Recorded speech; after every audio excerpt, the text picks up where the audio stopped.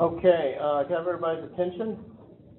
I want to introduce our speaker for this week. This is Dr. Stephen Clifford. He's coming to us all the way from LPI. So, last week we had somebody come all the way from Austin. This week is a much shorter drive. And he is a senior staff scientist at LPI. He has had interest in geology, subsurface hydrology, meteorology, glaciology, and soil physics. And he's using this in research of nature and physical investigation of planetary volatiles, which basically means he's specializing on what he's talking about today, which is water on Mars.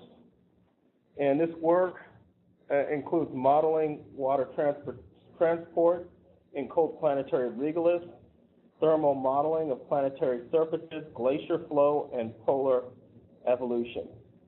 The thermal, seismic, and hydraulic effects of low-temperature hydrothermal convection, the formation and stability of gas hydrates, large-scale groundwater transportation, and most recently, radar investigations of subsurface structure and distillation in the state of H2O. He's got a bachelor's degree in math and physics from Willingham College, a master's degree in physics, and a PhD in astronomy from the University of Massachusetts. So we're lucky to have him here today, and after his talk, there will be time for questions as usual. And also, I passed around the sign-in sheet. I appreciate if everybody could sign that, just so we have some level of record of how many people are here and how much interest we have. And also, for the undergraduate students, I want to remind you again, there is a 1 to 2 page write-up per week that I need from you. And if I haven't gotten it yet, then I still need to get it from you. And I have the one from last week to hand back. So I'm going to just turn it over to our speaker and enjoy the talk. Great. Thank you, Dave. As David said, this is a talk about the climatic and hydrologic evolution of water on Mars. This has been an interest of mine since graduate school, and essentially is equivalent to terrestrial hydrologists, except looking at the hydrology of Mars. Now, just some basic information about Mars. Mars is 10th of the mass of the Earth. It has about half the radius. Surface pressure is less than 1% of the Earth's atmosphere at sea level, and it's a lot colder, orbiting at 50% greater distance from the Sun than the Earth. Mean annual temperatures at the equator are around 220 degrees Kelvin. Mean annual temperatures at the Martian are about 150 degrees Kelvin, so it's a much colder environment than the Earth. Now, why do we care about water on Mars? Well, its presence is important to understanding the geologic evolution of Mars. The hydrologic evolution of Mars is a good deal of evidence that water has been a very active and dynamic agent on Mars. Understanding the climate of Mars and how it's varied over geologic time. And finally, understanding the possible origin and survival of life on Mars. One other factor that is also important as we look into the hopefully not too distant future is the availability of water as an in situ resource for future human explorers, something that we could make rocket fuel, get oxygen from, and do all the other things that you can do. There are two visible reservoirs of water on Mars. There's the atmosphere, where we see clouds. This is a particular image is a Viking image that shows clouds around the largest volcano on Mars, Olympus Mons. This is a volcano that would basically, the basal area would cover the state of Arizona, and you could drop the state of Rhode Island into the caldera at the top. There are some who might say that that's not that place for Rhode Island. We know these are waterized clouds because we know what the temperature was at the altitude that these clouds sampling observations. And we know that they're composed of water from spectral observations. We also get CO2 ice clouds on Mars, and we'll talk about the role just a little bit later on. The other visible reservoir of water on Mars is actually a far larger reservoir. If you condensed all the water in the Martian atmosphere onto the surface, it would form a layer 10 microns thick. If you did the same with all the water that's stored in the north and south polar layer deposits of Mars, you'd form a layer about 30 meters thick, globally averaged. This is an image of the North Polar Cap. It's 1,000 kilometers in diameter. This is the residual ice cap, the one that we see that persists throughout the summer. It has a central thickness of about 4 kilometers.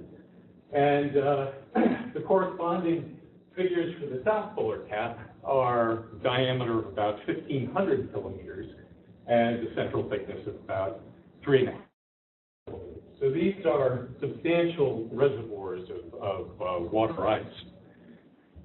I mentioned that these are the residual caps. Mars also has seasonal caps. The temperature gets so cold during the hemispheric winter that the atmosphere actually condenses out and forms a seasonal polar cap, much more extensive, going down to latitudes of maybe 50 or 45 degrees, and having a maximum thickness on the order of several meters of condensed CO2. But for the most part, these seasonal caps don't survive the hemispheric spring and winter. There's a qualification to that, and that is in the south polar layer deposits.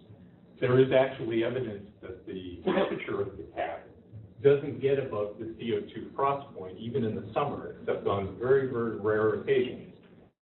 We have noted in telescopic observations a sudden increase in the amount of water vapor over the southern cap during the southern summer, maybe once or twice over the past 30 or 40 years. So occasionally the entire remnant cap is exposed in the south polar layer deposits, but for the most part, there seems to be at least a small amount of condensed CO2 that does survive through the southern summer. Mars is broken into essentially two topographic provinces. The southern two-thirds of the planet averages about 5 kilometers higher in elevation than the northern third. And this is a MOLA image. This is Mars Orbiter Laser Altimeter topography map of Mars. And it shows that the southern highlands are much higher in elevation. Again, a 5 kilometer average higher in elevation than the northern plains. And you can probably also tell that within the southern highlands, you have a much more densely cratered terrain. We think that this terrain dates back maybe 3.5 to 4 billion years on average for the southern highlands, while the northern plains, which are much less densely cratered, thus indicating a younger age, we think are on the order of maybe 1.5 to 2 billion years on average. Now, one important thing to note is that I've spoken about the two visible reservoirs of water on Mars, the water vapor in the atmosphere and the water contained in the polar layer deposits. There is evidence for a far larger inventory of water on Mars, and that evidence actually occurs at the dichotomy boundary between the southern highlands and the plains. And we'll take a closer look at that in just a second. This is part of an equatorial canyon, Valles Marineris, that would stretch from the east coast to the west coast of the United States. There are some places within the canyon interior that are as deep as 7 kilometers, and parts of the canyon are as much as 500 kilometers wide. Out of the eastern end of the canyon and in the surrounding areas at the border between the southern highlands and the northern plains, you see extensive evidence of fluvial erosion. essentially dry riverbeds, but rivers of a much larger magnitude than anything found on the Earth. Probably the discharge associated, the inferred discharge associated with the smallest of these is on the order of an order greater than the Amazon, discharge of the Amazon. So these features, which have ages of about the middle of Martian geologic history, represent really catastrophic outflows. Now, they differ from the kinds of river systems we find on the Earth in that we don't see any kind of visible tributaries leading into these rivers. These outflow channels begin, and this is a blow-up of a region this large on this map over here. This scale bar, I think, is 25 or so kilometers. So you can see that these features are enormous. The depth of the channels is on the order of a kilometer, and the source regions can be 100 kilometers in diameter. The source regions, as I said, not from the confluence of a lot of tributaries coming from higher elevations, but actually look like tremendously disrupted crustal material. As if the water, in fact, broke out of the subsurface and then flowed for as much as 1,000 kilometers across the Martian surface. So we get this very chaotic terrain that's at the head of these outflow channels. And in fact, what we think the explanation for this is, as I hope will be shown, this is just a higher resolution stereo image that was taken by a European spacecraft in orbit, and again just shows the very large scale and the very significant relief associated with these outflow channels. Okay, so the nature of the landscape, the context of these outflow channels, suggests that these very large discharges of water occurred from the subsurface. And if you look at the amount of material that was eroded in association with these channels, you find that the amount of water that was necessary to cause this erosion, assuming a maximum sediment load of 40%, and this is an order of magnitude or more greater than what's typical of terrestrial river systems. It implies an amount of water required to produce all of this erosion that was on the order of a ½ kilometer to a kilometer deep equivalent layer averaged over the planet's surface. So this is a tremendous volume of water. The amount of water in the atmosphere, 1/1,000,000 of 1% of this total. And the amount that's stored in Martian polar caps represents about 5% of that total. That raises the question, where is this water today? And in fact, what we think is that remaining 95% of the inventory, the inferred inventory of water on Mars, resides in the Martian subsurface, groundwater. Now, I mentioned that these outflow channels date from the middle part of Martian geologic history. We inferred the age of Martian surface units from the density of impact craters. The most densely cratered regions are the oldest, least cratered regions being the youngest. And by looking at an analogy with the moon, it's not a perfect analogy because there are reasons to believe that the impact of the moon differed from the impact flux at Mars, not only the flux of objects, but also the speed at which they impacted the lunar and Martian surfaces. But through various arm-waving arguments, we have essentially taken that lunar chronology that we've been able to verify by actually having samples from the moon to compare with the inferred crater, or the observed crater densities that we see on the moon, and have extrapolated those calculations, those dating techniques, to Mars. And doing that, we find that the outflow channels, for the most part, occurred within a time span of about 3.7 to maybe 2 billion years ago. And that's where the bulk of the outflow channel activity occurred. In fact, we have outflow channels on Mars, very substantial outflow channels on Mars, just a few million years ago. So there's very good reason to believe that a substantial reservoir of water still survives in the Martian surface.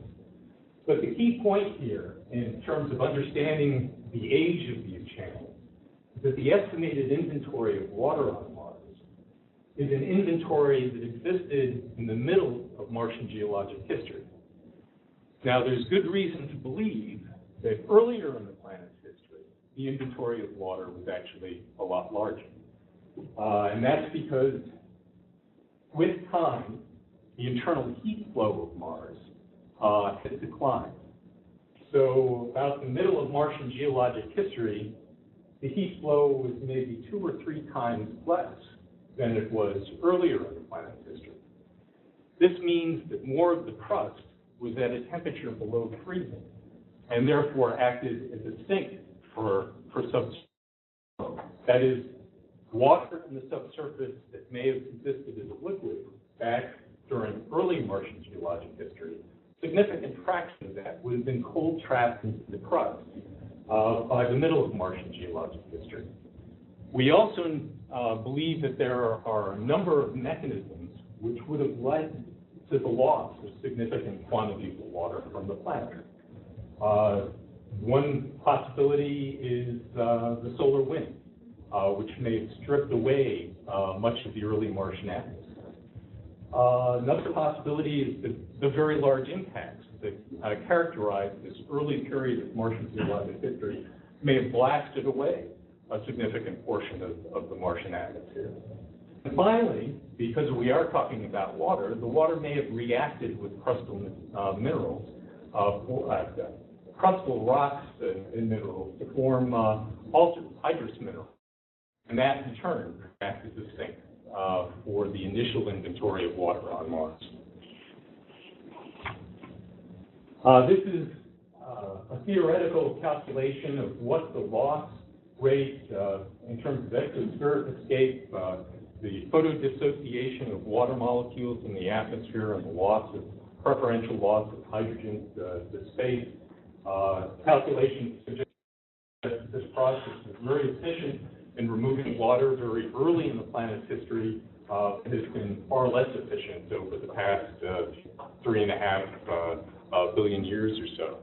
So the total amount of water that we think has occurred over 3.5 billion years, the most recent 3.5 billion years, is only about 15 meters from this kind of exospheric escape, this loss of hydrogen in the atmosphere. So really, the loss processes that have been active over the past 3.5 time, which encompasses the time in which the outflow channels were active, is really thought to be minimal.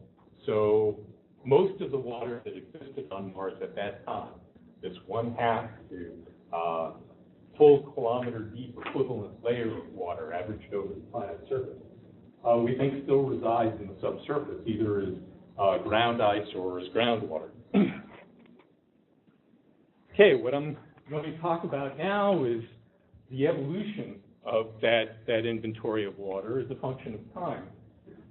When I showed the topographic map of Mars, I noted that the southern highlands were much more intensely cratered than the northern plains. The southern highlands are also host to a unique landform that we don't observe on the Moon or any other place except the Earth and Mars.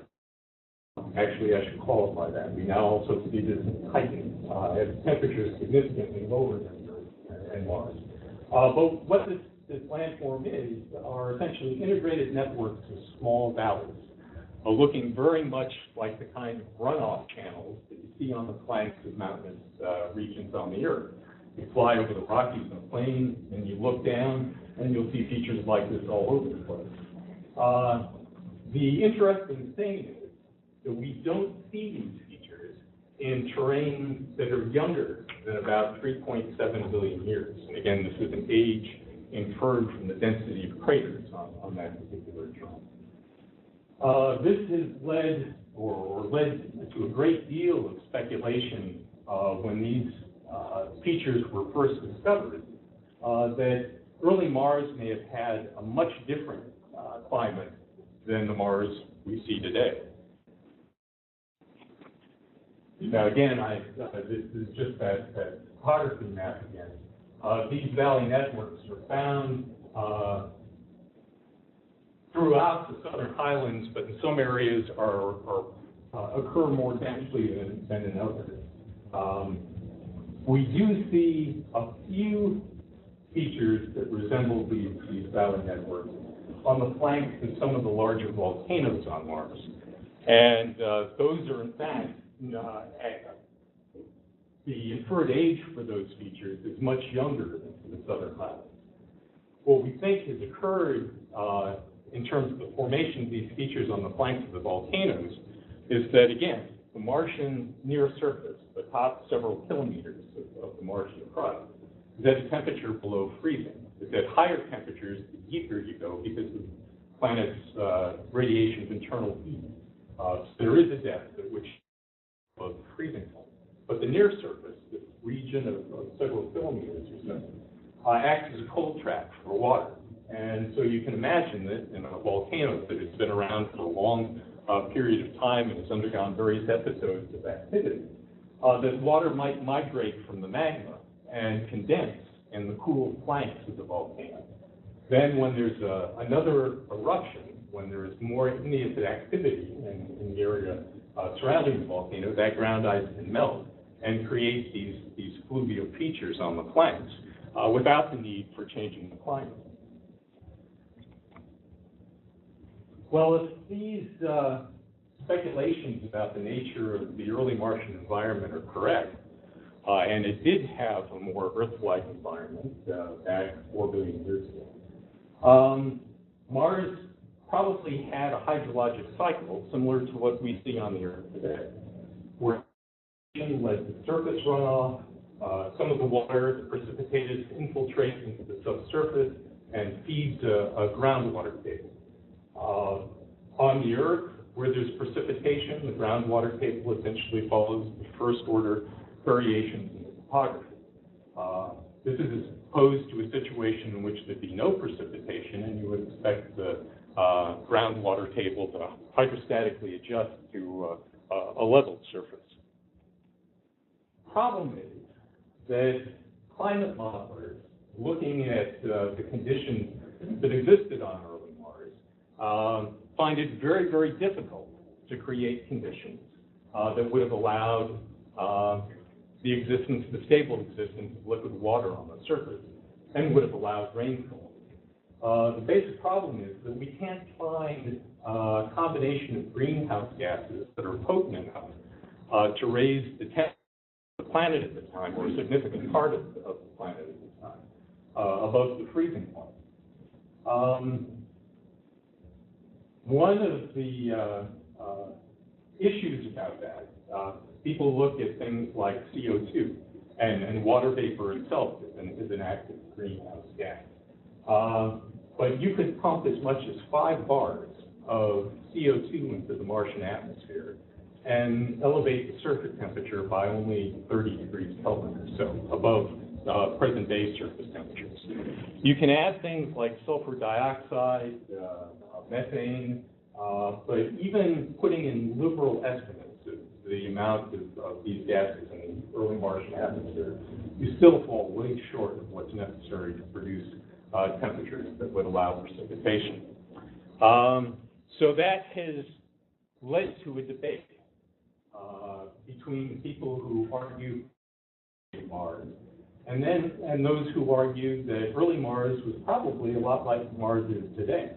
The significant difference being that there was a much, much greater impact flux at this time, involving much larger asteroids than have been involved in impact cratering since the end of the heavy bombardment period, about 3.8, 7 billion years ago.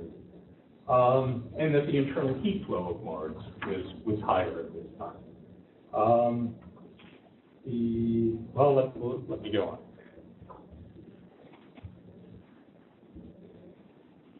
So, if that's the case, how did the valley networks form? Well, mention that the impact flux and the size of the impactors that hit Mars at the time was much larger than it is in more recent times, since about 3.7 billion. And impact basins on Mars that are 2,000, 2,500 kilometers in diameter. These are enormous events. Well, one of the byproducts of the impact of a large asteroid is the production of a significant amount of impact melt. Both the projectile and the target materials will melt, and the volumes are quite significant. These impact melts sort of coalesce in the center of the crater and can remain molten. Some part of that impact melt can remain molten for as much as 10,000 years. So these are very long-lived thermal disturbances.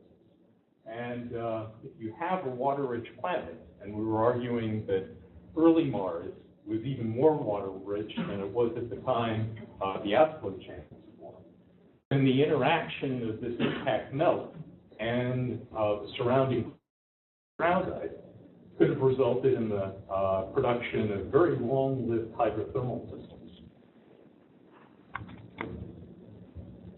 Now think about it. You've got a hydrothermal system that is heating the air above the impact and introducing tremendous quantities of water vapor. Because the atmosphere is being heated, its capacity to hold water is significantly higher than the ambient Martian atmosphere. So a tremendous amount of water vapor is being introduced and stored in the atmosphere. But then you've got the sort of the ambient winds in the Martian atmosphere that take this plume of warm, moist air and begin to cool and diffuse it in the surrounding area of the impact. As that air cools, it can't hold as much water. So nearby, you'll get precipitation as rainfall. And further away from the impact, where the temperatures are getting colder, you can have precipitation as snow. So even with ambient climatic conditions similar to what we observe on Mars today, it's possible to generate conditions that will allow rainfall to occur over a substantial part of the planet. And that's what I think most of the scientists now looking at the hydrologic evolution of early Mars and the climatic evolution of Mars now believe. It is an ongoing debate and a very heated one at times, but I think right now the points lie with those arguing for cold early Mars modified by these very sudden impact events and large impact events that local conditions that could result in rainfall. Well, just for the sake of argument, let's say that the warm early Mars folks were correct. I said that we don't see any evidence of dendritic features on Mars after the end of the period of heavy bombardment, which we think ended around 3.7 billion years ago. That would suggest that sometime around this era, the temperatures, the global temperatures, fell below freezing. And as a result, you had the creation of a freezing front in the Martian surface that propagated downward with time in response to the colder temperatures, the lack of a greenhouse, and also in response to the declining internal heat flow of the planet. This region, the temperature below freezing, would have acted as a sink for water. So it would have acted as a sink for atmospheric water vapor as the crust cooled below freezing, and also as a sink for any water in the subsurface. Now, as time progressed and heat flow of the planet continued to decline, this region of frozen ground would have grown thicker and thicker. Well, after it had grown maybe 100 meters thickness or so on a globally averaged basis, the formation of that ice-rich region in the crust would have effectively cut off communication between the atmosphere and the subsurface. So the groundwater table that had previously followed the shape of the terrain as a result of precipitation, whether it was impact-induced or the result of a global greenhouse environment, would have begun to decay until finally, where you've got essentially two reservoirs of subsurface water. One in the cryosphere, where water exists as ground ice, saturating the pores of the crust, and then a deeper reservoir of liquid water.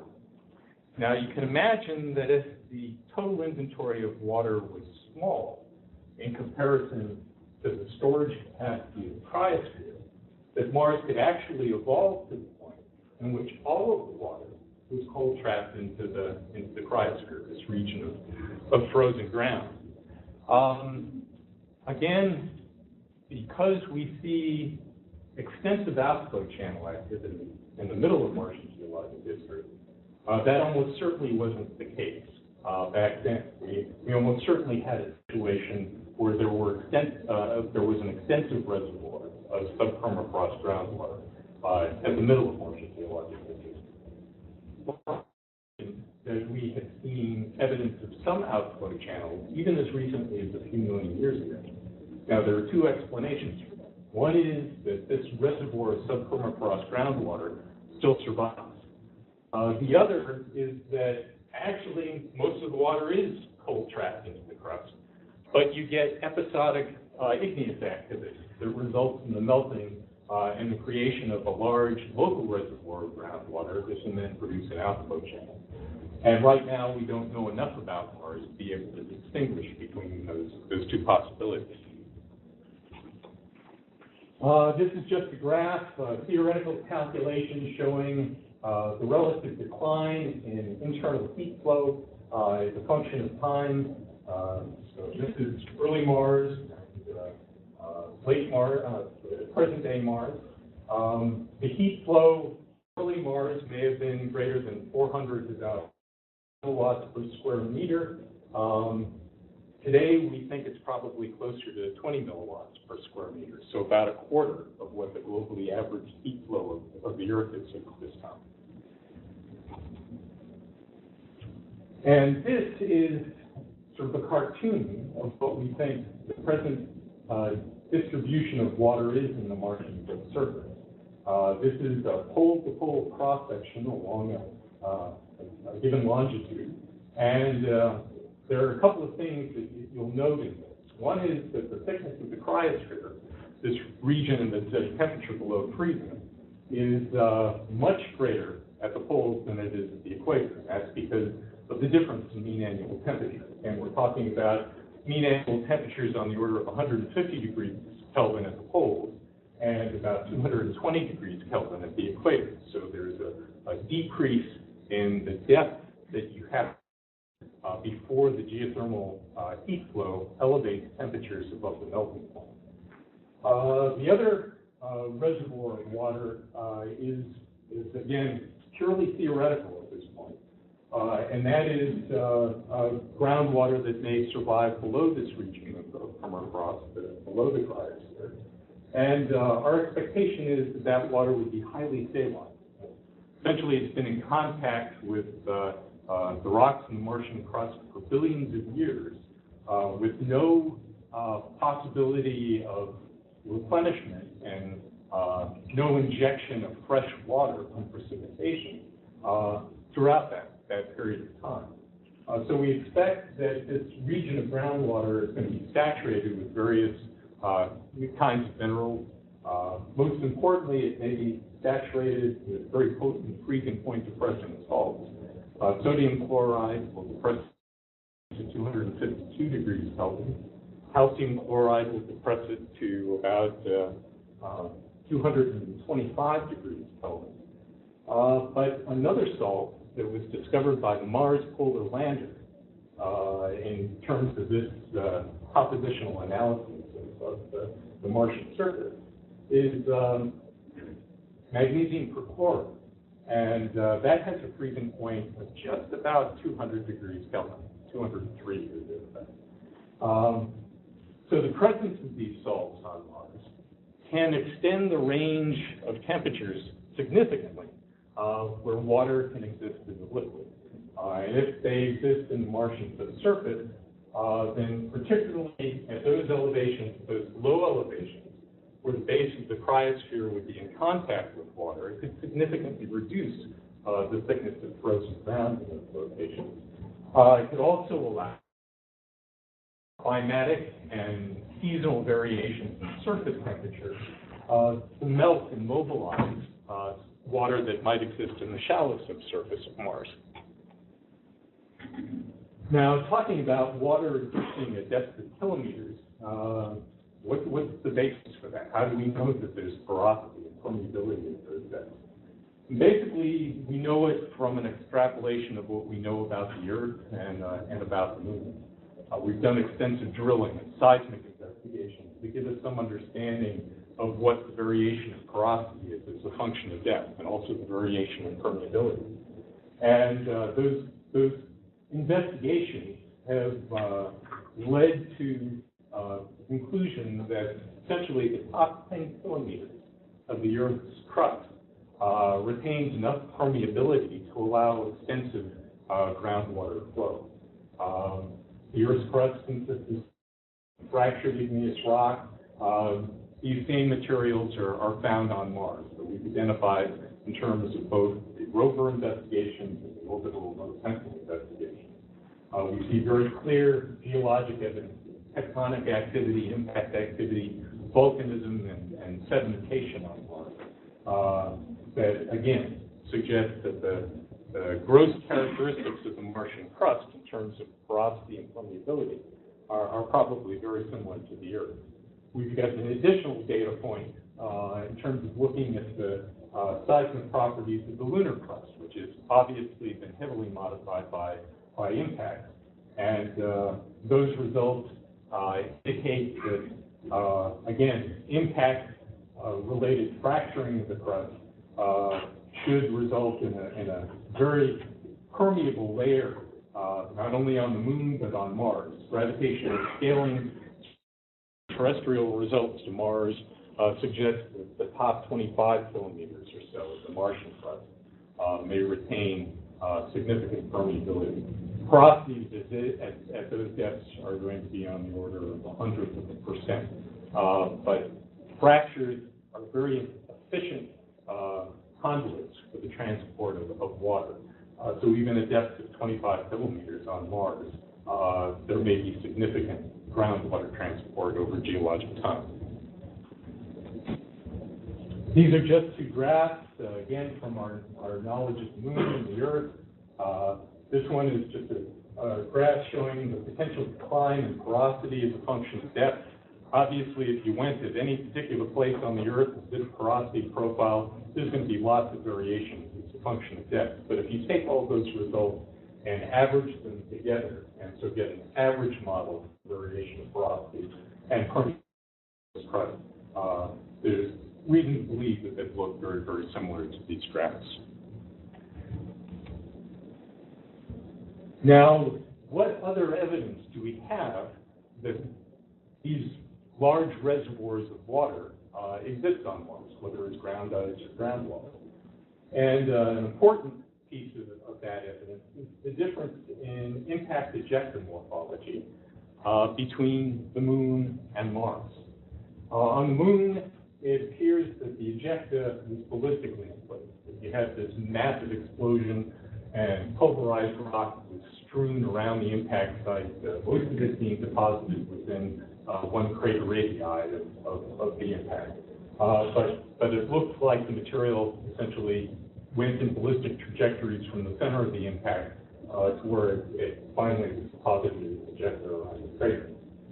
However, when you look at craters in an equivalent size range, you see a much, much different kind of ejecta morphology. sort of a fluidized, multi-lobate ejecta that suggests that the ejecta was in place, may initially have been in place ballistically, but that when it hit the surface, it acted as fluid and flowed across the surface, producing lobate patterns with a raised distal edge. This is very much like the kind of cradle morphology you see when you drop a rock into a pan of mud. And that's essentially what we think happened here. The impact energies are so high, the amount of heat is so intense that is produced by these impacts, that even if the water in the crust was originally ground ice, we would have expected a substantial fraction of that ice would have been melted and would have acted to help fluidize. Yes? The pattern resembles pyroclastic flow from volcanoes on Earth. I've seen billowing images of a going down mountain. I don't know what sort of pattern it means. The process may have actually been very, very similar. You've got very vapor-rich cloud that is acting to lubricate the flow of particulates and produces the terminal edge of these pyroclastic flows is in many respects very similar to the kind of terminal edge that we see in these fluidized ejecta patterns on Mars. Any other questions? Sure. The potential is equivalent would be acoustically stimulated fluidity, where the vibrational effects created a temporary fluid effect. Well, certainly the seismic energy associated with these are enormous. On the Earth, if you sort of take the Great Alaskan Earthquake back in 1964 as your standard, based on the observed diameter of craters that we see on Mars and the observed density of craters of a particular size that we see on Mars, Mars had at least 10,000 events that were at least as powerful as the Alaskan earthquake. And for the very largest impact basins, the seismic energy may have been as much as 5 to 6 orders of magnitude larger than the Alaskan earthquake, which in itself is at the high end of the observed magnitude for terrestrial earthquakes. So these are very, very powerful seismic events. And one of the interesting problems that I've looked at is what is the consequence of a large impact on groundwater that may exist confined beneath thickness of several kilometers of ground ice beneath the cryosphere. And you can imagine that as the shock wave from an impact propagates through this confined aquifer, it can create tremendous pore pressures that can fracture the overlying crust and vent a substantial amount of groundwater, certainly close to the impact. But as you get to larger impact basins, may have in fact done this on a global basis. Liquefaction is a phenomenon that was observed in association with the Alaskan earthquake and has been observed in many other earthquakes on the Earth. And this is where the soil loses its structure because of the pressures that are generated in the pore space of the soil. And the soil becomes liquid and flows. This kind of process has been extremely important on early Mars, and maybe one of the reasons why we don't see any evidence of terrains older than about 4.1 billion years on Mars.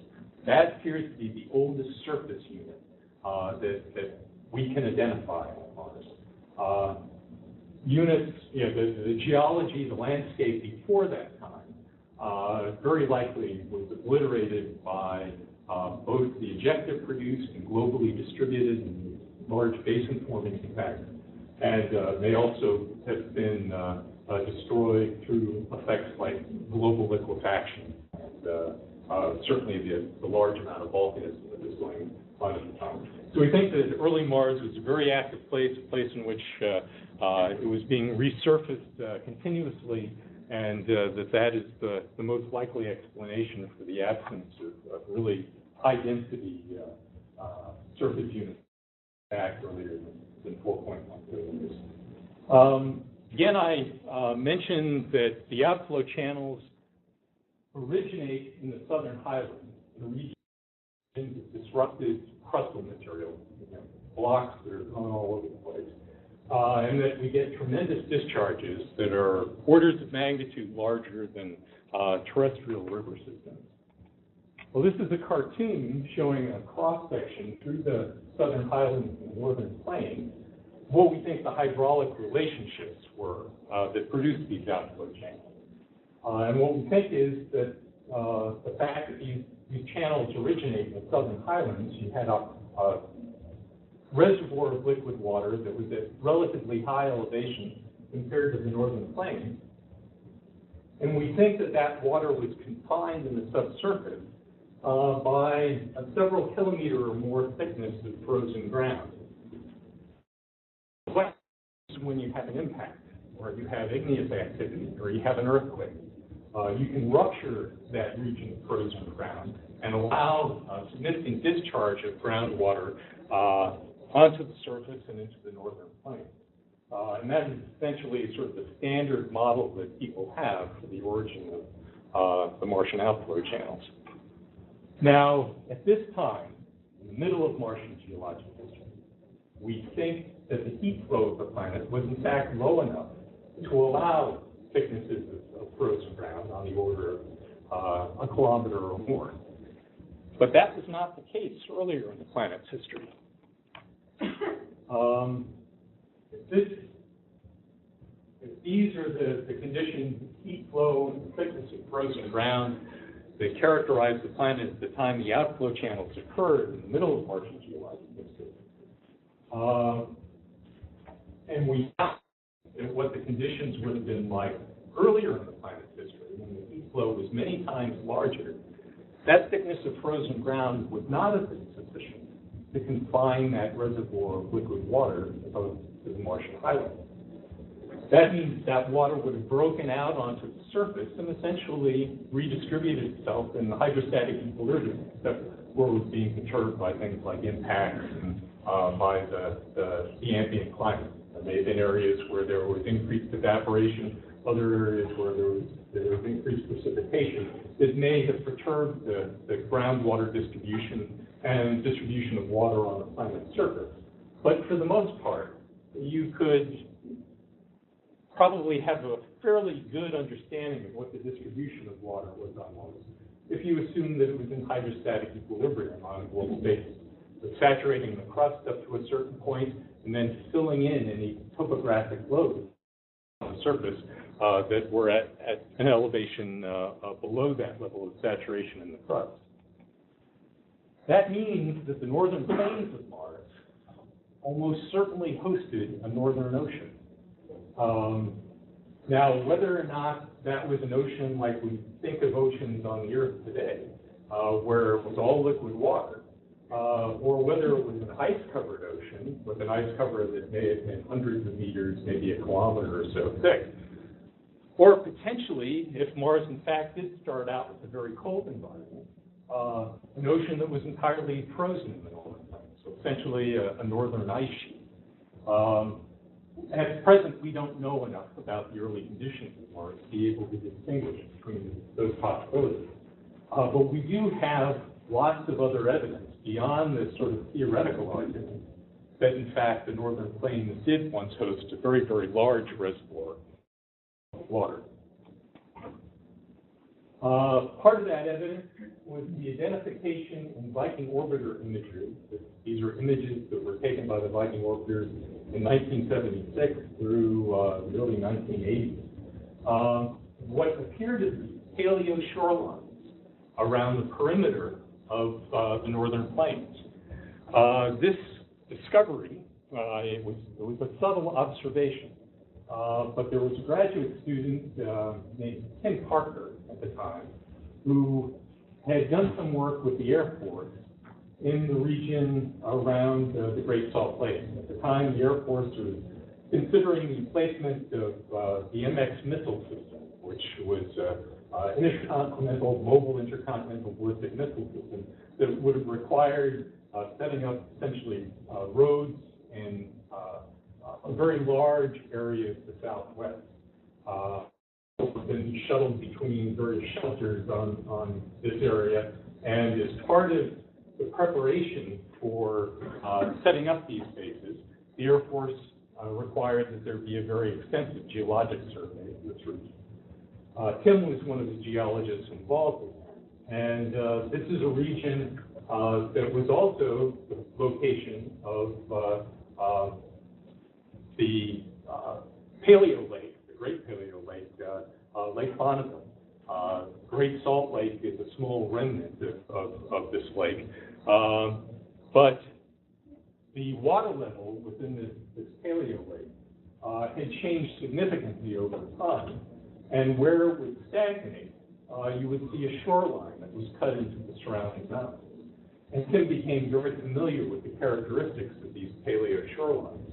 And when he looked at the Viking images of Mars, he saw features that were strongly of the paleo shorelines associated with Lake Bonneville. So back in the mid-1980s, a few years after the end of the Viking mission, I remember the meeting in which Tim got up and presented his ideas that the Northern Plains had hosted an ocean.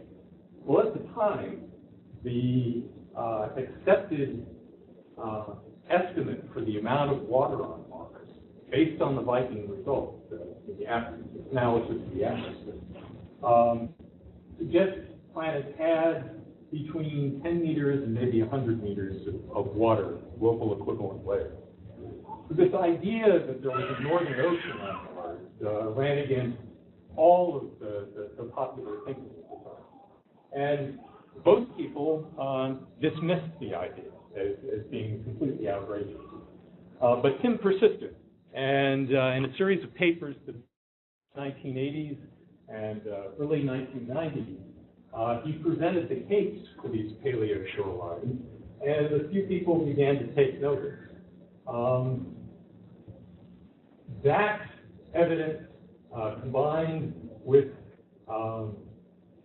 the theoretical arguments that I made earlier about what the distribution of water would have been earlier in the planet's history versus what it was in the middle of the Martian geologic age, began to change the opinions in the community. So that right now I'd say that it's probably 50-50 between planetary scientists who embrace this idea of an early ocean on Mars and those that are still quite skeptical. But I'm going to go over some of the additional evidence for the existence of this ocean in just a few minutes. One of the pieces of evidence for an early ocean is, in fact, the distribution, the geographic distribution of the valley networks. If you map the occurrence of these features on Mars, climate modelers who are using GCM to look at how water would have been transported on Mars and how these valley networks may have formed, have concluded that the most logical explanation for their occurrence is that there was a massive source of water in the northern plains. Again, they can't differentiate between a liquid ocean or a solid ice sheet, but the distribution of these valley networks is most consistent with the source of water on the northern plains. If this is the case, if early Mars had this vast ocean, the question is, where did it go? And you've had hints of that in the earlier parts of this presentation. But I'm going to focus now on the loss of the the rise of the global water table to create the elevated source regions for the outflow channels. Basically, the argument goes like this. If you start early in the planet's history where the climate has begun to cool, you've got an ice-covered ocean in the northern plains, you've got a situation in which ice exposed to the Martian atmosphere is unstable and begins to sublime away at equatorial and temperate latitudes. The fact that you see polar caps on Mars is an indication that at that latitude, the temperature is cold enough for the ice to exist in equilibrium with the water vapor concentration in the atmosphere. We don't see ice more equatorward of the polar caps, because the mean annual temperatures there are too high, exposed on the surface, will slowly sublime away. Well, if you had a transition to the kind of climate conditions that we have on Mars today, at a time of about 3.7 billion years ago, you would expect that any ocean ice would have undergone similar type of sublimation. And where would that water have gone? Well, it would have gone to the poles. It would have been cold tracked out to the Martian poles. And so you would have seen the development of the Martian polar caps. Well, imagine this is a time sequence over on the left here. Imagine a situation in which the thickness of frozen ground in the Martian subsurface is in equilibrium with the surface temperature and the internal heat flow of the planet. And it might have an equilibrium thickness on the order of a kilometer or more. Now you deposit a layer of insulation. And insulation may just be a mixture of water ice and dust, which gets elevated during the Martian atmosphere, during the Martian global dust storms, and can act as condensation nuclei for the ice that precipitates out of the poles. If you add that layer of insulation to the Martian surface, then the equilibrium thickness to the base of the cryosphere has been locally exceeded. And as a result, the geothermal, any particular geotherm, and look at the melting isotherm, will readjust by propagating upwards into the crust. As a result, any ice that once existed in the pores of the cryosphere, at the base of the cryosphere, would have undergone melting.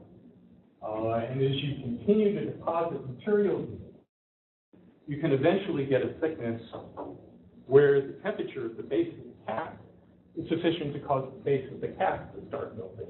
This is basically the condition that we have now in Greenland, where the base of the Greenland ice sheet is at the melting point, and throughout the Antarctic, where you have an extensive drainage system at the base of the Antarctic ice sheet, and large lakes like Lake Vostok that exist kilometers below the surface.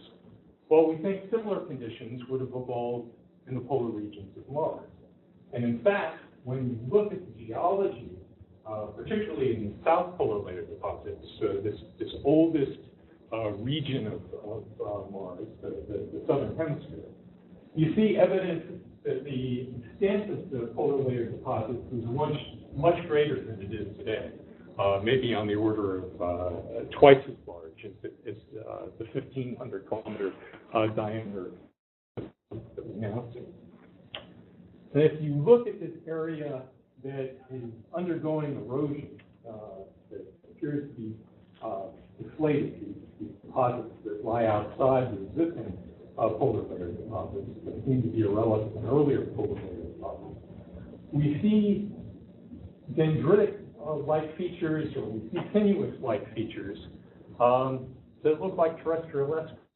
Eskers are fluvial channels at the base of temperate glaciers, where there's a deposition of sediment by the water that creates a positive release feature, and when that glacier eventually goes away, it leaves a channel that looks very, very similar to what we see in association with the south polar layer deposit. If you map the occurrence of these features around the south polar layer deposit, you can trace courses from the south polar layer deposit all the way back to the northern plains. So this suggests that there was significant overland flow and may very well have been significant subsurface flow, the melting of the polar cap acting as a recharge mechanism for the groundwater table. Well, I mentioned that the heat flow of Mars has declined with time. After the climate changed on Mars and the thickness of frozen ground started to get greater, it could confine a higher groundwater table than it could earlier in the planet's history. this is still a period in which there would have been significant igneous activity, impacts, earthquakes. So this hydraulic field provided by the cryosphere would have been ruptured many, many times. But calculations show that the amount of water that would have been redistributed from a northern ocean or northern ice sheet and recharged at the poles would have been sufficient over time to cause a rise in the water table confined beneath the cryosphere.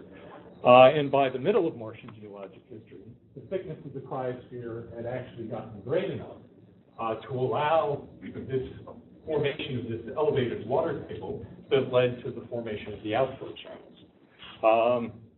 So we sort of come full circle in the arguments, starting with the observation of elevated water tables and what the implication is for early Martian geologic history, and then understanding how that situation could have evolved by looking at sort of the hydrologic evolution of the planet from 4 billion years ago to the time of outflow channel formation. Now, I mentioned that this is what the present distribution of subsurface water on Mars may be. This is what we actually know about the subsurface distribution of water. And what my research interests have focused on over the past 10 or 15 years has been trying to identify ways in which we can start to fill in our understanding of the subsurface and how water is distributed. There are various geophysical techniques that we have used on Mars. One, and the first, is really the neutron spectrometer that flew back in 2000 or so on the Mars Global Surveyor.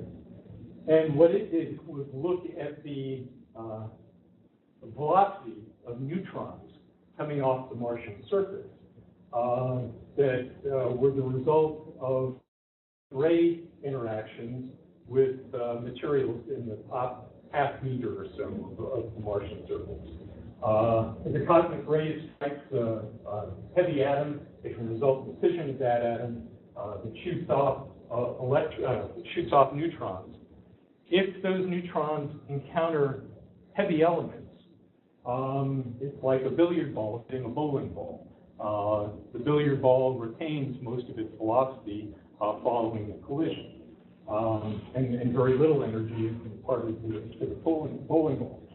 But if the billiard ball with the neutron strikes something that is roughly of the same mass as the neutron, then it shares a significant amount of its kinetic energy to the particle it struck.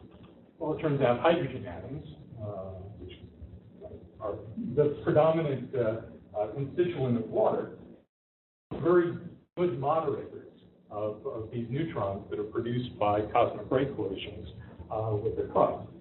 And so if you observe a lot of low velocity thermalized neutrons coming up on the Martian surface, you can infer something about the hydrogen content of the shallow subsurface, getting down to a depth of about half a meter.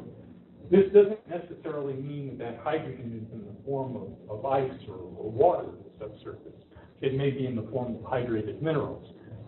But there are some correlations with the neutron spectrometer observations that are consistent with the idea that, in fact, this does represent shallow ground ice. We see enhanced levels of hydrogen at latitudes that correspond to what the equilibrium vapor pressure would be for ice stored in the subsurface.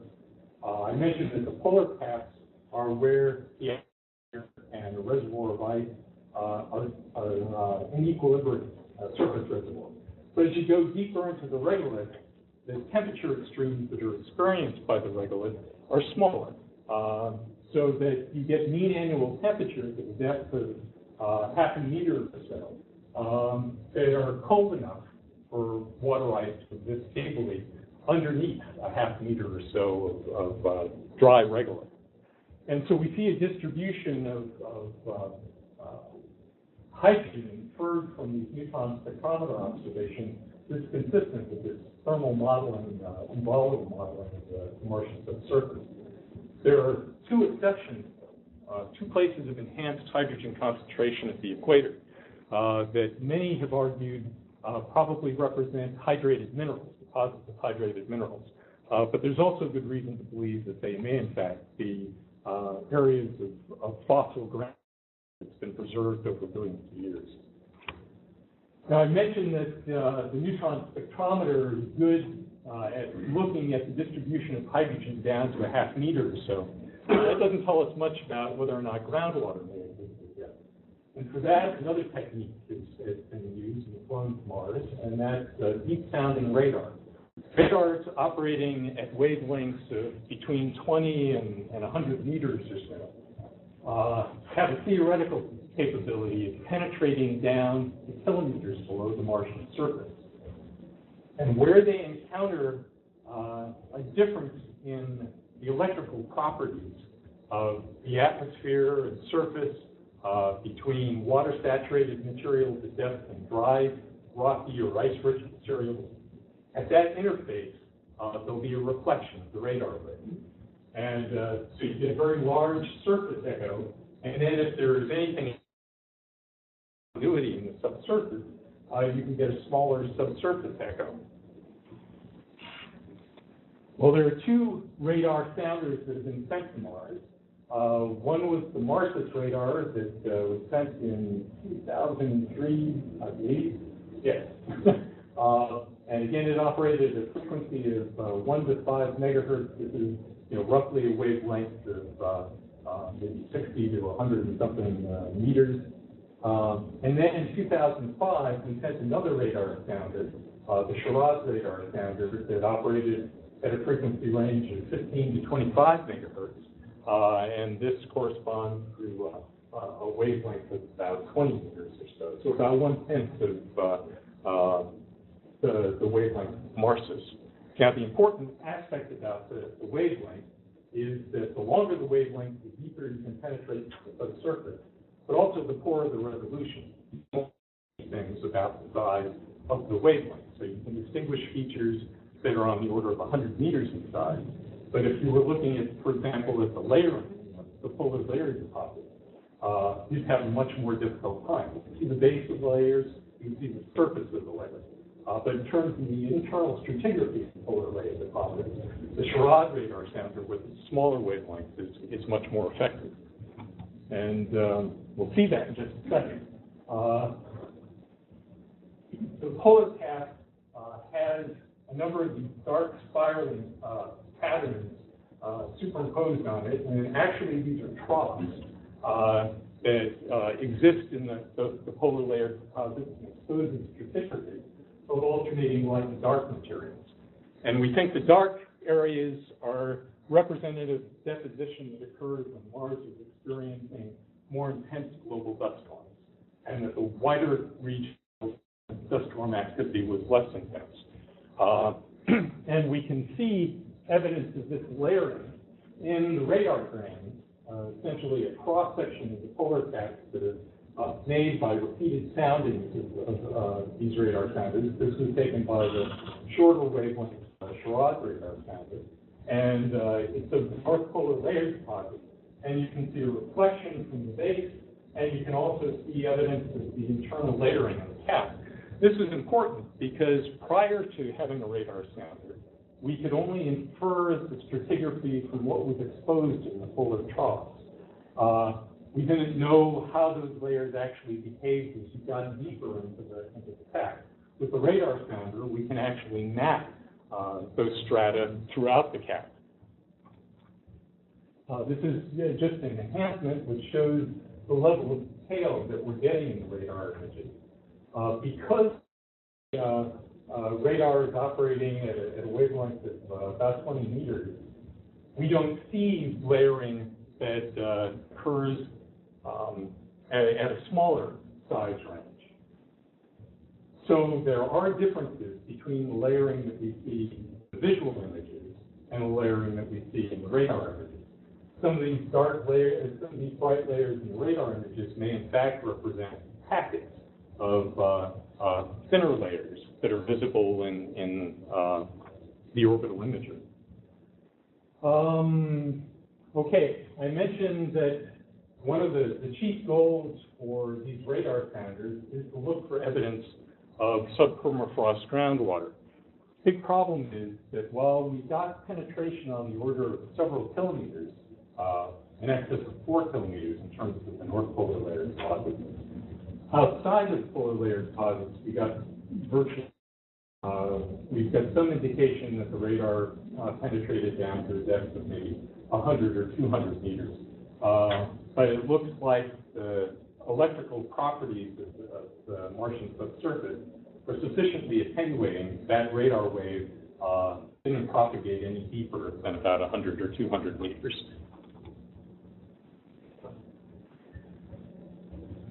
There is the strength of the surface echo is based on the dielectric contrast between the Martian atmosphere and the Martian surface.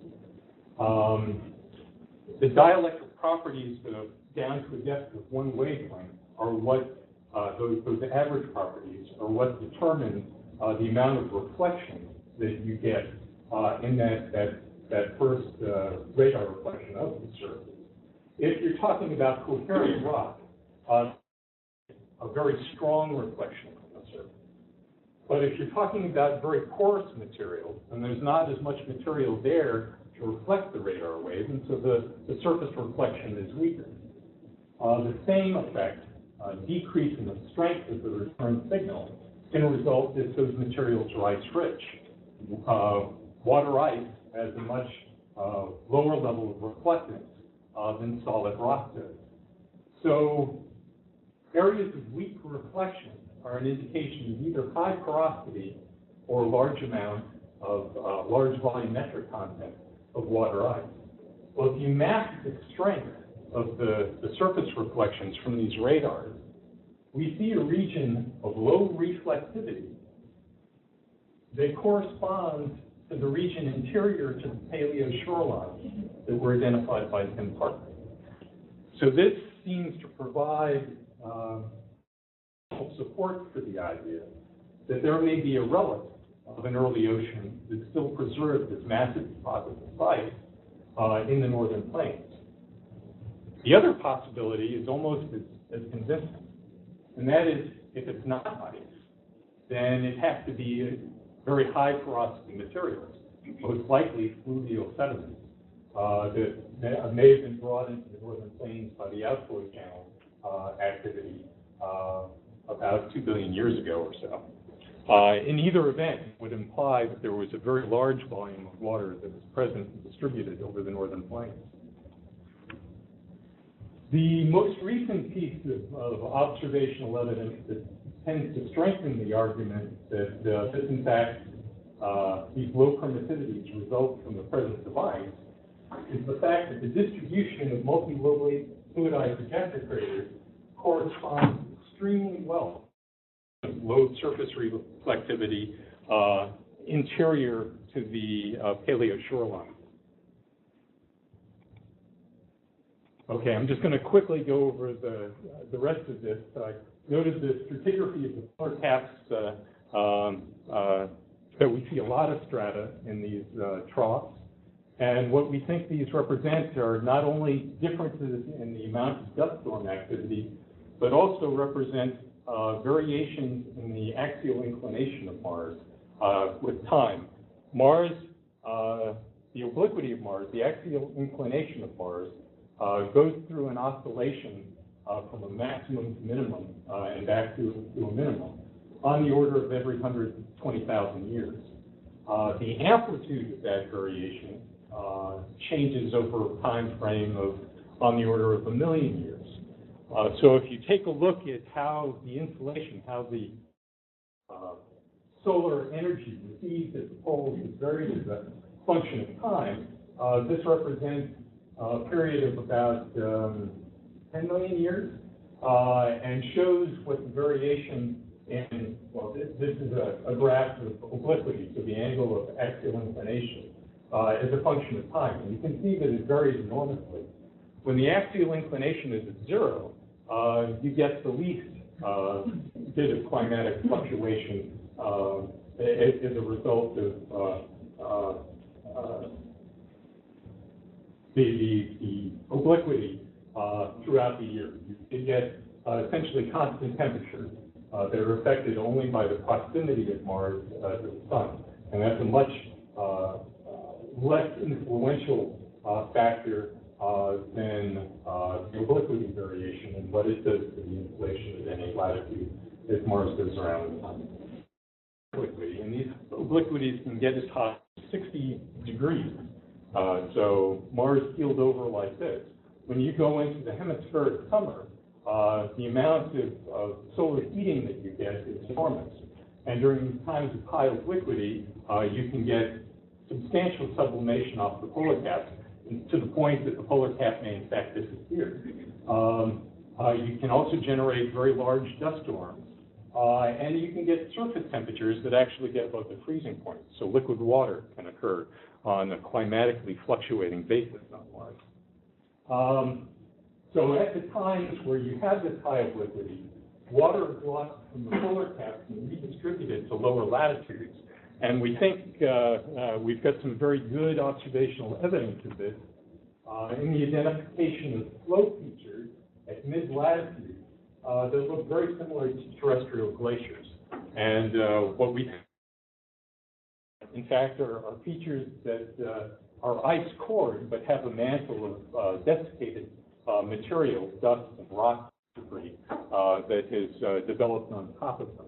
But if you look at the radar images for this region, this is one of the few areas outside the polar layer deposit where radar is able to penetrate through the deposit, and the characteristics of the material it's penetrating through are identical to water ice.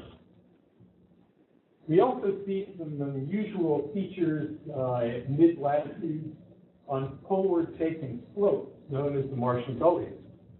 And these were discovered by the high-resolution camera on Mars Global Surveyor.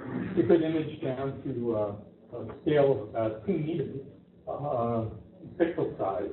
And we saw features that we had never seen in the Viking or earlier Mariner images. Features that look very much like discharges of water from springs along the perimeter, the inside edge of these high latitude craters. Problem is the temperature. The temperature, the mean annual temperature at these latitudes is very low, on the order of 180 degrees Kelvin. And it's very hard to imagine a source of shallow water. At the time that these were discovered, the discoverers were arguing for the existence of very shallow aquifers at depths of maybe 50 to 100 meters.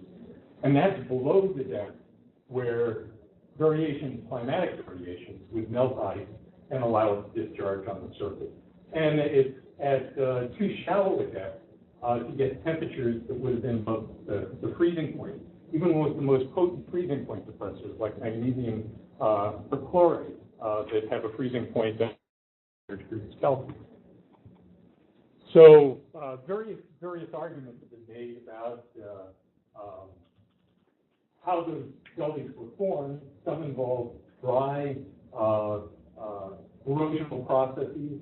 If you look on slopes of some dunes, some scarps that occur in polar areas where there's sublimation of the ground ice on the Earth, you frequently see these flutes with a delta at the end that were formed entirely by dry processes. On the other hand, it may reflect the melting of near surface ice at times of high obliquity. There's some indication that these features may be active even today on a time scale of past several months to years. And there may be remnants of the ice that was deposited at lower latitudes of high obliquity that have survived around these craters and acted as a source of water when these seasonal fluctuations in temperature occur.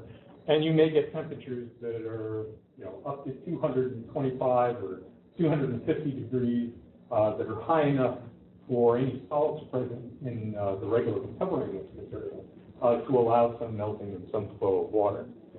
But another and different piece of evidence for the occurrence of liquid water in the shallow surface are the discovery of dark slope streams. And these were discovered by the present king in terms of resolution for Mars orbital imaging. They can image things as small as 2 centimeters in size on the Martian surface. This is the high-rise camera on Mars Odyssey. And with observations over the course of the Martian year, particular areas, it's been able to observe these dark slope streaks that propagate outward as you go from late spring to summer. The temperatures that are observed for this region or calculated in the infrared observation of the surface of this region suggest that, in fact, you're getting temperatures that would allow brines to flow on the surface. These are similar to the kinds of flows that you see in cold climate areas on the Earth. So we, in fact, think that there is good evidence now of seasonal water activity on the Martian surface, at least at mid-latitudes. Finally, I just wanted to touch on the Curiosity investigations of Gale Crater. Gale Crater is an interesting location because it's essentially along the dichotomy boundary. You can sort of see that in this topographic view of Gale Crater. The northern edge of Gale Crater is at a lower elevation and appears more heavily eroded than the southern rim of Gale Crater. Also within the crater, there is a substantial thickness of sedimentary deposits on the order of 5 kilometers. What is thought is that after Gale Crater was produced, substantial thickness of sediments was deposited over this entire region. And then later, those sediments were stripped away, but a remnant survives from the center of the crater. There is evidence from the early investigations by Curiosity that water flowed and settled in the interior of the crater, at least in terms of what the environment was for the lowest elevation of sediment. How that changes as we go up the sedimentary mound is something that remains to be seen. But one important thing worth noting is that there is a breach in the rim of Gale Crater on the northern side where water has obviously carved a channel through the crater rim and the water discharged to the interior. The problem is there's no obvious source of water on the northern edge of that crater rim. The one argument that has been advanced is that at this time there may have been a northern ocean, and that may have contributed to the water that eventually flowed into Gale Crater. So lots of possibilities here and a great deal of excitement that in the community about what the investigations of Gale Crater are going to reveal. A great number of papers have been submitted to the Lunar and Planetary Science Conference in March, which is really the first major planetary conference since Curiosity sat down last fall. And we expect that a lot of neat results will be presented there. Okay, in summary, the geologic evidence suggests that Mars had a large planetary inventory of water equivalent to a global layer of liquid half to a full kilometer deep. About 4 billion years ago, much of this water may have resided in a northern ocean, and large seas and Pelican Argyre, these are large impact basins in the southern highlands. The progressive freezing, sublimation, and cultural assimilation of the former ocean could explain the elevated groundwater tables in the southern highlands that led to the later formation of the outflow channel. Geologic evidence also suggests that early Mars had dynamic hydrologic cycles with the formation of valley networks by atmospheric precipitation. whether that precipitation is the result of a global greenhouse environment, which appears difficult to create, or the result of a large impact, the environmental consequences of large impact. Either one would have contributed, would have driven a very active hydrologic cycle. The combination of a large planetary inventory of water and the geologic evidence for persistence has implications for the geologic, hydrologic, and climatic evolution of the planet, as well as the potential origin and continued survival of life on Mars. We have organisms on the Earth that are quite content in living in an environment that consists of nothing but rock and water at depths of several kilometers below the Earth's surface. If you took those same organisms and introduced them into the kind of subpermafrost groundwater environment exists on Mars, if not today, and certainly in the past, those organisms would have continued to survive undisturbed by things like global sterilizing impacts that might have affected the top few meters of Martian surface, and would have persisted for billions of years until the supply of groundwater eventually disappeared, whether by cold trapping into the cryosphere or by the formation of hydrated minerals or some other loss process. So if groundwater survives on Mars today, there's actually no reason to believe that any life that's developed on early Mars hasn't continued to survive in that groundwater. With that, I'll wrap it up. I'm terribly sorry. I think we've gone very late before what I was supposed to, but be happy to answer any questions you might have. Hi there. I understand from photo observations that some river systems actually have deltas that were discharged. And are those, two questions about the deltas. First, are they associated with the southern hemisphere valley network? Most of the deltas are observed along the periphery of the dichotomy boundary. You do see some deltas in crater interiors, which suggests that there was some type of persistent flow that occurred that transported sediment into the crater interior. Second question is, how long does it typically take to develop for a river to develop on Earth? It's a very good question. I'm not as familiar with the timescales involved on Earth as I am about the debate with regard to their formation on Mars. And it doesn't look like you would have needed to have occurred over a very long time. It could have been as short as a few years, could have been as long as maybe 1,000 or 2,000 years for the development of the deltas that we have seen.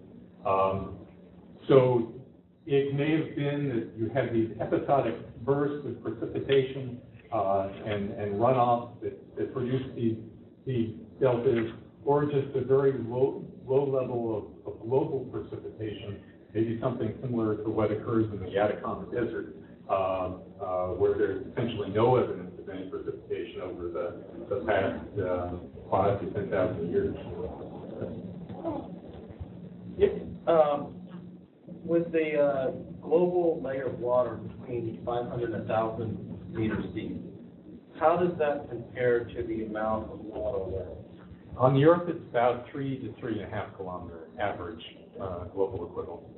And estimate of half kilometer to a kilometer deep is again based on the assumption of a maximum sediment load of 40%. If the sediment load was closer to what we typically observe on the Earth, which is on the order of a few percent, then you have to increase the inventory of water on Mars by that much more.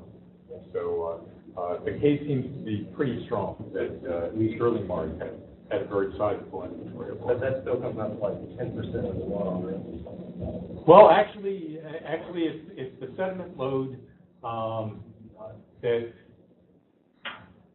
characterized the waters that were forming the outflow channels was as low as a few percent, and you can actually have an inventory of water on Mars that's larger than the present inventory of water on Earth.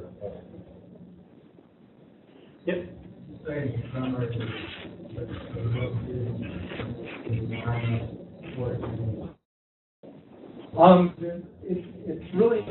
difficult to say whether life actually evolved on Mars, but we think that the conditions that existed on early Mars were very similar to the conditions that existed on the early Earth.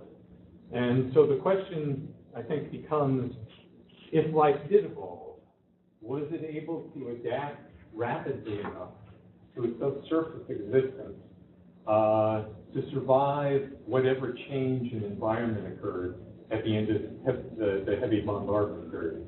There are arguments that the Earth that life may have originated on the Earth multiple times and experienced global extinctions from the large impacts that were occurring during this first 700, 800 million years of Earth's history. And that what we see is only a record of the last life originated on the Earth. Well, the same thing may have occurred on Mars. We really don't know what the time scale is that's necessary for the evolution of life. And it could be that it's very short. And if it was very short, then the possibility has to be seriously considered that it's developed on Mars and could potentially have survived for a significant portion of Martian geologic history. I haven't mentioned it in the talk, but the reported observations of methane on Mars could be of volcanic origin, may be completely fictitious and the product of some overinterpretation of some telescopic spectra and some Mars spectrometer data. But it could also be an indication that there is a subsurface biosphere on Mars. One of the products of the kinds of organisms that can survive deep in the Earth is the production of methane. And the observed releases of methane in the Martian atmosphere may be some evidence of the existence of a subsurface biosphere. So that's the driving basis for all the interest in trying to determine whether these methane emissions are real. Yes. Well, the proposition that your subsurface liquid water would require heavy saline compounds of various minerals. Has there been any observed indications of salt pans? There are some features that are seem to be consistent with salt pans. But my understanding is that salts are extremely difficult to identify in infrared spectral observations. So most of our... They tend to have dielectric capabilities, though. And if we get a higher frequency radar that's more sensitive to, say centimeters or meter thick surface deposits, we may be able to use it to identify that sort of thing. In fact, synthetic aperture radar that can produce images of the Martian surface and could be used for that kind of investigation has been identified for many decades now as a priority in Mars exploration, but the rovers seem to get the funding, so one of them did. Any other questions? Yes? If impact can cause precipitation for volcanic yes, but probably not as easily. Most of the igneous activity would be occurring at depth. It could cause some melting, again, in the flanks that form these valley networks. Significant amounts of flood volcanism, where the lavas went out over an ice-rich surface. It's possible that these kind of things could have developed. But the thickness of the lava flows at any particular location probably would not have been as great as the volume and thickness of impact melt that you would have gotten in some of these large impact basins. So the potential for extended periods of melting and hydrothermal activity would not have been as great. But there is evidence in the northern plains of extensive flood volcanism. And what we think the stratigraphy of the northern plains is likely to represent, based on the integration of all these data, is a very complicated stratigraphy of alternating volcanic, aeolian and fluvial sediments, ice-rich layers, and again, is likely a relic of two events, of an early ocean that may have existed, and that would represent the ice deposits at depths of kilometers below the surface, and then shallower ice deposits on the order of tens to hundreds of meters depth that may be in place as a result of the outflow channel activity that occurred later in the climate system. Yeah, one last question. You said that the last estimate of when you had the large outflow from the highlands to the plains occurred about 1 million years ago. Yeah. Was there some phenomenal change that accounts for why that stopped then and has not continued? No. The area in which it occurred is called the Elysian region of Mars. This is an area in which we see evidence of volcanism. The Elysian volcano is the second largest volcano on Mars. And so it may be that it was a product of local igneous activity that, again, either melted the ice or destroyed the hydraulic seal provided by the cryosphere. But we see evidence of this outflow channel activity really throughout the past 3.7 billion years. It's just that the frequency of that activity has declined with time. And that's consistent with the expectation that you'd have of a declining internal heat flow globally and a thickening cryosphere. It just becomes harder to release that subsurface water. We have time for one more question.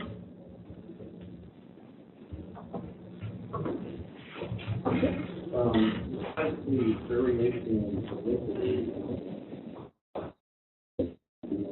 concentric or is there a contribution there? Yes, there's definitely a contribution. It's smaller than the variations in insulation you get from the obliquity variations.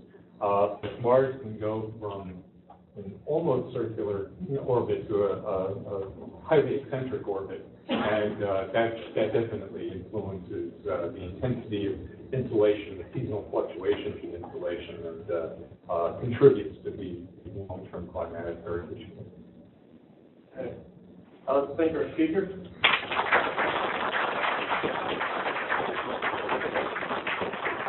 Before everybody leaves, next week we're going to have Paul Spudis, who's also from LPI, and he's going to be talking about water on the moon. Very different. And I'd also like it if all the students in the undergraduate and graduate course stick around after this. And see you guys next week. Magnesium perchlorate? Yes. There's another form of chloride, it may be sodium perchlorate, that has a freezing point that is about 20 or 30 degrees higher than magnesium.